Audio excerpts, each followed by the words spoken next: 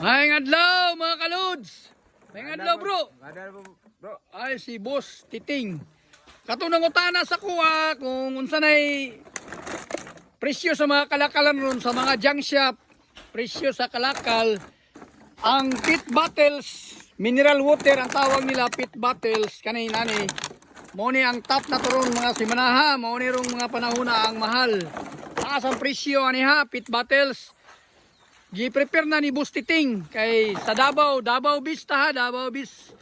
Pit bottle sa Davao, Dynasty Kalinan, Star Plus Panakat, Bunawan o GBC Panakan, ang presyo dito 15 pesos per kilo. Sa pit bottles nga limpyo na.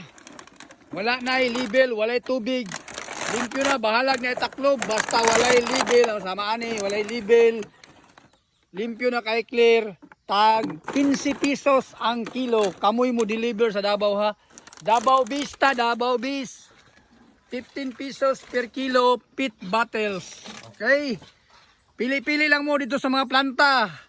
Star Plus, Panakan, Dynasty Kalinan o sa GBC Panakan. Okay, ting, daghang salamat. Okay, mo na tong presyo na to karong mga panahon na ha.